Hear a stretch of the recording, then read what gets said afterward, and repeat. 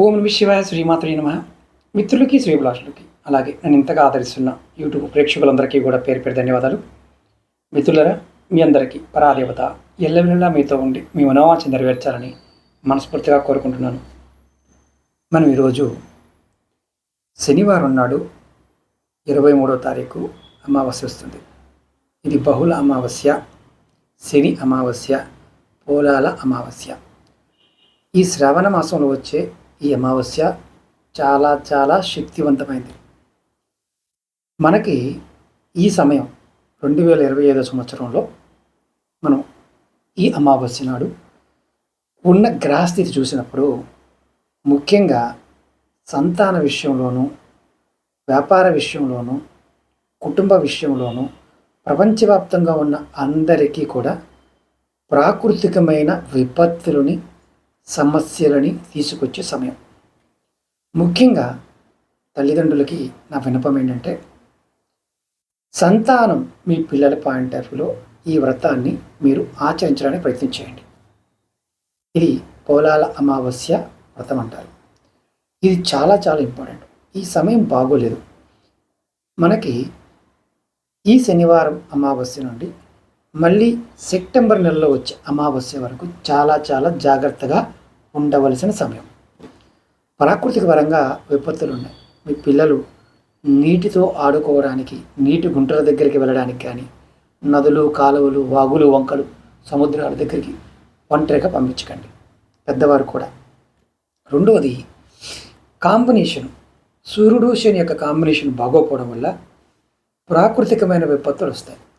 బాగా క్రౌడ్ ఉండే ప్రదేశాలు, వాటర్ ఫాల్స్, నదులు, అలాగే కొండ ప్రాంతాలు, ఇలాంటి వాటికి వెళ్ళినప్పుడు జాగ్రత్తగా ఉండాలి. వీలైనంత వరకు వెళ్లకుండా ఉండడానికి ప్రయత్నించేయండి. ఈ నెల 15 రోజులు ఈ అమావాస్య నుండి మనం ఈ అమావాస్య చాలా శక్తివంతమని చెప్పుకున్నాం. ఇక్కడ పోలాల అమావాస్య వ్రతం కూడా చాలా శక్తివంతమైనది. ప్రత్యేకంగా సంతాన రక్షణ కోసం మీ పిల్లలు బాగుండాలి అనుకునేవారు ఈ వ్రతాన్ని ఆచరించండి. ఈ వ్రతాన్ని ఆచరించేవారు ఖచ్చితంగా కామెంట్ చేయండి. అలాగే ఈ వీడియో చూస్తున్న మిత్రులు, మీరు ఏ ఊరు నుండి వీడియో చూస్తున్నారో ఆ ఊరి పేరుని కామెంట్ చేయండి. ఎందుకంటే ఏ ప్రాంతాల్లో వీడియో చూస్తున్నారో నాకు అర్థమవుతుంది. మీ ప్రదేశాల్లో ఉన్న విశేషాలకు సంబంధించిన దేవతల గురించి కూడా చెప్పడానికి నేను ప్రయత్నం చేస్తాను. అంటే మీ దగ్గరలో ఉన్న దేవాలయాల పాయింట్ ఆఫ్ వ్యూలోను, అక్కడ ఉన్న దేవతా శక్తుల పాయింట్ ఆఫ్ వ్యూలో విశేషమైన అతి పురాతనమైన శక్తులు ఉంటే వాటిని దర్శించుకోవడం వల్ల కలిగే ఫలితాలు చెప్పడానికి నాకు అవకాశం ఉంటుంది. అలాగే మీకు ఈ వీడియో నచ్చినట్లయితే లైక్ చేయండి, ఛానల్ని సబ్స్క్రైబ్ చేసుకోండి, పక్కనే ఉన్న గంట సింబల్ని యాక్టివేట్ చేసుకొని ఈ వీడియోని 10 మంది మిత్రులకి షేర్ చేయండి. ఎవరికైనా సరే జాతక పరిశీలన చేయించుకోవాలనుకున్నా, సమస్యలకి సమాధానాలు తెలుసుకోవాలనుకున్నా, మీకున్న ఎటువంటి సమస్య అయినా సరే నా ద్వారా తెలుసుకోవాలనుకునేవారు వీడియో డిస్క్రిప్షన్లో నెంబర్ ఇవ్వడం జరిగింది. ఆ నెంబర్కి కాంటాక్ట్ చేసి అపాయింట్మెంట్ తీసుకోవచ్చు. ఒక నెంబర్ చెప్తాను మీకు నేను, 9440593655. ఈ నెంబర్కి కాంటాక్ట్ చేసి కూడా అపాయింట్మెంట్ తీసుకోవచ్చు. ముఖ్యంగా ఈ అమావాస్య చాలా శక్తివంతమైనది. తంత్రశాస్త్రం అభ్యసించే వారికి ఇది అత్యంత శక్తివంతమైన సమయం. అలాగే పిల్లలు ఉన్న తల్లిదండ్రులు, పిల్లలు కావాలనుకునేవారు కూడా ఈ సమయాన్ని వినియోగించుకోవచ్చు. చాలామందికి వివాహం అయిన తర్వాత సంతానం కలగని స్త్రీలు ఉంటారు. అలాంటి వారు ఈ వ్రతాన్ని తప్పకుండా చేయండి. చాలా సింపుల్గా ఉంటుంది వ్రతం. మీకు మొత్తం వివరిస్తాను నేను. ఇది సౌభాగ్యం కోసం, పిల్లల యోగక్షేమాల కోసం, మీ కుటుంబం కోసం ఈ శ్రావణ అమావాస్య నాడు, అంటే పోలాల అమావాస్య నాడు ఈ వ్రతం తప్పకుండా చేసి కూడా ప్రయత్నించండి. ఈ వ్రతాన్ని మీరు ఆచరించినప్పుడు నియమ నిబంధనలు ఖచ్చితంగా నెలసరి లేకుండా ఉండాలి. ఇంట్లో ఎవరైనా మరణించి ఉంటే ఈ వ్రతాలు చేయకండి. ఎవరైనా మరణించి ఉన్నారు, మీకు మరణించిన వారు ఉన్నారు అంటే పెద్ద కర్మ కూడా అవ్వలేదంటే మీరు పొరపాటున కూడా వ్రతాలు చేయకండి. అది గుర్తుంచుకోండి. నోములు కానీ వ్రతాలు చేయకండి. మనం ఈ పూజా విధానం అని చెప్తాను. మీరు మొట్టమొదటిగా ఎక్కడైతే పూజ చేస్తారో ఆ ప్రదేశాన్ని శుభ్రంగా కొద్దిగా ఆవు పేడ తెచ్చుకొని అయినా సరే, లేకపోతే పుట్టమును తెచ్చుకొని అలకండి.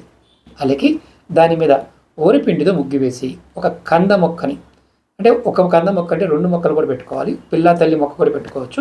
ఒకదాన్ని పెట్టవచ్చు, 2 మొక్కలు కూడా పెట్టుకోవచ్చు. అంటే పిల్ల తల్లిగా పూజిస్తారు. అలాగే దానికి పసుపు కొమ్ము కట్టి 4 తోరాలు కానీ ఆనవాయితీ ప్రకారం, అంటే కొంతమందికి 4 తోరాలు ఉంటాయి, కొంతమందికి 2 తోరాలు ఉంటాయి, కట్టి అక్కడ ఉంచి అక్కడ పసుపు ముద్దగా వినాయకుడిని పెట్టి గౌరీ మనం చేస్తాం కదా, పసుపు వినాయకుడిని పెట్టి పూజించాలి. కంద మొక్క దొరకలేదనుకోండి, అప్పుడు ఏం చేయాలి? 2 కంద పిలకలు పెట్టి పూజ చేసుకోవచ్చు. తర్వాత మీరు మంగళ గౌరీదేవిని కానీ సంతాన లక్ష్మిని కానీ ఆ కంద మొక్కలోకి ఆహ్వానం చేసి షోడోపచార పూజ కూడా చేసుకోవచ్చు.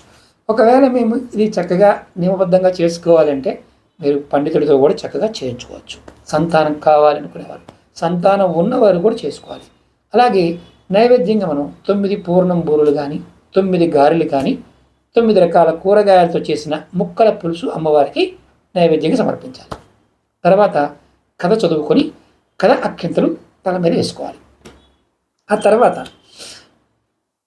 బాగా మంచి సంతానవతి అయిన, అంటే పిల్లలు కలిగి ఉన్న స్త్రీని, పెద్ద ముత్తైదువుని, ఏజ్ ఉన్నవారిని పూజించి వారిని పూజించి మనం దేవుడి దగ్గర పెట్టిన నైవేద్యం పెట్టాం కదా, అందులో 9 ఊరుల్ని 1 తోరాన్ని ఆమెకి వాయనంగా సమర్పించాలి.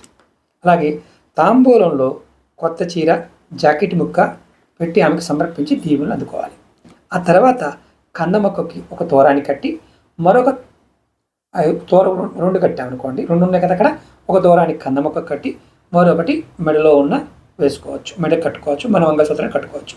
మిగిలిన తోర 4 తోరాలు అనుకోండి, మిగిలిన తోరాన్ని ఎవరైతే సంతానంలో ఆఖరి వాళ్ళు ఉంటారో వారికి మొలకు కట్టాలి మగపిల్లలు. ఇంకా సంతానం లేరనుకోండి, అక్కడ ఉన్న చెట్టు పెట్టాం కదా కందపిలకలు, చిన్న 2వ మొక్క పెట్టాం కందపిలక, దానికి సమర్పించాలి.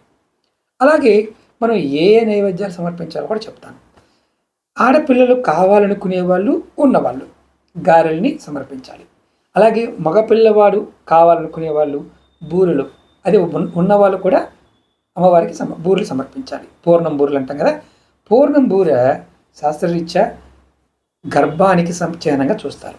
అంటే పూర్ణం గర్భానికి చిహ్నం, అందులో పూర్ణం గర్భస్థ శిశువుకి చిహ్నం. స్త్రీకి మాతృత్వం కూడా అంతే మధురమైంది కాబట్టి మనం పూర్ణం బూరుల్ని వాయనంగా ఇవ్వాలని నియమాన్ని విధించుకోవడం జరిగింది. మనకి మామూలుగా గోదావరి జిల్లాల్లో కొందరు పనస ఆకులతో బుట్టలు చేసి చిన్న చిన్న బుట్టలు కొట్టి దాంట్లో ఇడ్లీ పిండి అందులో నింపి ఆవిరి మీద ఉడికించి అమ్మవారికి నైవేద్యంగా పెడతారు. వీటిని పుట్టక్క బుట్టలు అంటారు. మీ ప్రాంతంలో ఏ పేరుతో పిలుస్తారో చెప్పండి. ఇప్పుడు మనం ఈ పోలాల అమావాస్య వ్రత కథ గురించి కూడా మీకు వివరిస్తాను. చిన్నగానే ఉంటుంది. పూర్వంలో పిల్లలెమ్మరి అనే గ్రామంలో సంతానాన్ని కావాలనుకున్న ఒక స్మార్త పండితుడు ఒక ఆయన ఉండేవాడు. ఆయనకి 7 మగపిల్లలు. అందరికీ పెళ్ళిళ్ళయ్యాయి. కోడలు కాపురానికి వచ్చారు. పెద్ద కోడలకి 6 పిల్లలు పుట్టారు. కానీ చిన్న కోడలకి సుగుణకి మాత్రం పిల్లలు పుట్టడం అంటే వెంటనే చనిపోతుండడం జరిగింది. అలా 6 సార్లు జరిగింది. ఆ కారణంగా ఏ కోడలకి 6 సంవత్సరాలు పోలాల అమావాస్య వ్రతం చేసుకోవడం కుదరలేదు. అందుచేతనే సుగునంటే వారికి చాలా కోపం. మిగతా వారికి సూటిపోటి మాటలతో బాధ పెట్టేవారు. 7వ సంవత్సరం సుగుణ మరోసారి గర్భవతి అయింది. ఈసారి సుగుణని పిలవకుండా వ్రతం చేసుకోవాలని పెద్ద కోడలు నిర్ణయించుకున్నారు. సరిగా శ్రావణ అమావాస్య నాడు సుగుణకి ప్రసవై చనిపోయిన శిశువు పుట్టింది.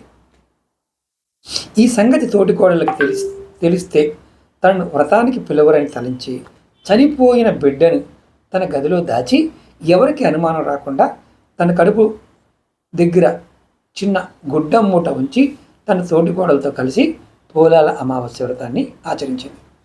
ఆ తర్వాత తన ఇంటికి వచ్చి మరణించిన తన పుత్రుని ఎత్తుకొని కన్నీటితో శ్మశానానికి వచ్చి గతంలో తన పుత్రుల సమాధుల దగ్గర కూర్చొని కన్నీరు మున్నీరుగా ఏడవడం మొదలుపెట్టింది.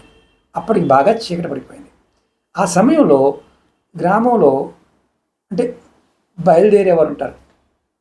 గ్రామ సంచారానికి బయలుదేరే దేవతలు కొన్ని ఉంటాయి. అమ్మవారు పోలేరమ్మ అంటారు, అలాగే పోలాలమ్మదేవి అంటారు. ఇలా అమ్మవారు సాయంత్రం సమయంలో బయటికి వచ్చింది. సుగుని దగ్గరికి వచ్చి ఎందుకు రోధిస్తున్నావు అని అడిగింది. సుగునంది తన కన్నీటి కథ వివరించింది. అప్పుడు పోలాలమ్మదేవి జాలిపడి, సుగుణ నువ్వు బాధపడకు, నీకు పుత్రులు సమాధుల దగ్గరికి వెళ్ళి అంటే నీ ఎవరైతే అంతకుముందు చనిపోయిన వారి దగ్గరికి వెళ్ళి ఏ పేర్లతో నీ పిల్లల్ని పెట్టాలని, అంటే నీ పేర్లు పెట్టాలనుకున్నావు కదా, ఆ పేర్లతో వారిని పిలవమని చెప్పి మాయమైపోయింది. సుగుణ వెంటనే ఆ సమాధి, అంటే ఎక్కడైతే సమాధులు చేశారో అక్కడికి వెళ్ళి తన పుత్రుల పేరునే పిలిచింది. వెంటనే ఆ సమాధుల నుంచి ఆ పిల్లలు సజీవంగా లేచి వచ్చి తన తల్లిని కౌగులించుకున్నారు. సుగుణ ఆనందంగా వారి దగ్గర తీసుకొని వారిని వెంట పెట్టుకుని ఇంటికి వచ్చి జరిగిందంతా తన తోడి కోడలకు చెప్పింది. అందరూ సంతోషించారు. ఆనాటి నుండి ప్రతి శ్రావణ అమావాస్య నాడు ఈ వ్రతాన్ని ఆచరిస్తూ పిల్లా పాపలతో ఆనందమైన జీవితాన్ని గడిపిందని కథలో ఉంది. ఇది మనకి ఎందుకు చెప్పారంటే, ఈ అమావాస్యకి సంతానాన్ని కాపాడుకోగలిగే సామర్థ్యం ఉంది. మన పిల్లలు బాగుండాలనుకునేవారు ఈ చిన్న పెద్ద ఖర్చు కూడా కాదు, చిన్న ఉపాయాన్ని చేసి చూడండి. నేను ఇలాంటి మీకు సబ్జెక్ట్ ఇంట్రెస్ట్ ఉందనుకోండి, వ్రతాలు, నోములు, మన గ్రామీణ వాతావరణంలో ఉన్న విషయాలు సంబంధించి తెలుసుకోవాలనుకుంటే ఖచ్చితంగా మీరు కామెంట్ చేయండి.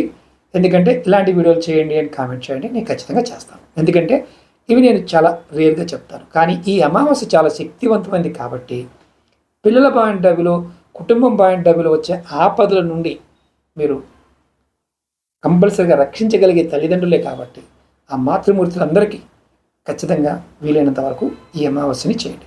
నేను ఈ శని అమావాస్య గురించి మరిన్ని వీడియోలు కూడా, షార్ట్ వీడియోలో కూడా చేస్తాను. మీరు వాటిని కూడా షార్ట్లో చూడవచ్చు. మీకు ఈ వీడియో నచ్చినట్లయితే లైక్ చేయండి, ఛానల్ సబ్స్క్రైబ్ చేసుకోండి, పక్కనే ఉన్న గంట సింబల్ని యాక్టివేట్ చేసుకొని ఈ వీడియోని 10 మంది మిత్రులకి షేర్ చేయండి. ఓం నమః శివాయ. శ్రీమాత్రే నమః.